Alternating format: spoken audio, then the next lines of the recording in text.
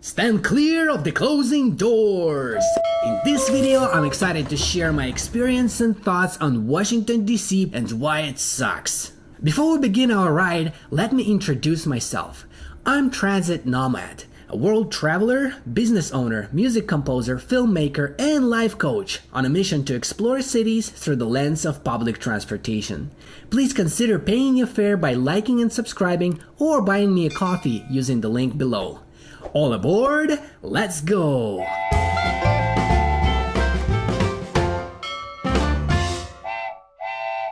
Moving on to the next category of city design, aesthetics, and architecture, I must say that Washington, D.C. is not a well-designed city, and it doesn't feel like it was created for people to enjoy.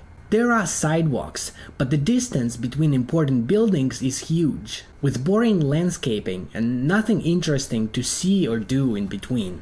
I love walking around and exploring neighborhoods, but in this case it was not that fun.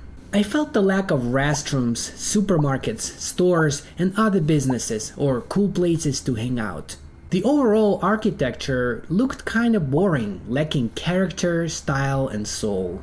Most residential buildings didn't stand out either. It was definitely not as beautiful as New York or Chicago, not to mention many other European or Asian cities. It felt like the city was created artificially for politicians to work rather than being built naturally for people to live. Of course, there are some beautiful landmarks that are totally worth visiting, such as the Capitol Building and the Library of Congress. But those are rather exceptions, and it's definitely not like there is always something to look at no matter where you go in the city. If you are planning on visiting Washington, D.C., you should definitely do some research and know where you're going. National Mall and the area around it is pretty big, and everything is much more spread out than it might seem. To make things easy, I've prepared an awesome 3-day itinerary based on my personal experience that should be perfect for active travelers looking to see a little bit of everything. Featuring my personal favorite destinations along with the most popular spots that are free to visit. Everything is rated on a 1 to 10 scale and organized based on location and convenience, which should save you plenty of time. If you subscribe or donate any amount, no matter how big or how small, on Buy Me a Coffee, you will get immediate access to this itinerary as a thank you for your support.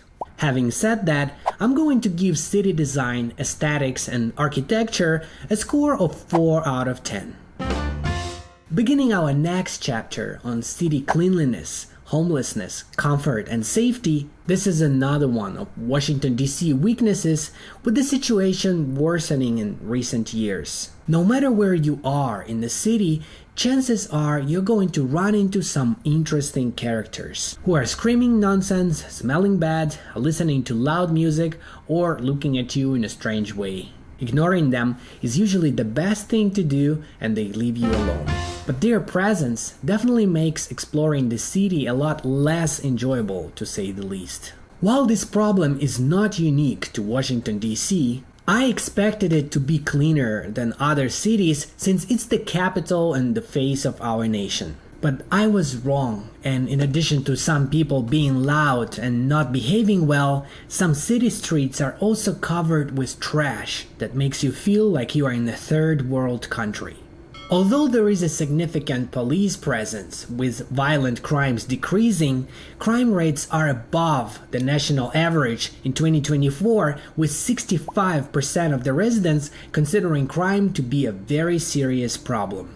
Washington, D.C. is certainly not a clean or comfortable place to visit or live in, so this category is getting a low score of 2 out of 10. Thank you very much for taking the time to watch this video, and I look forward to seeing you in the next one.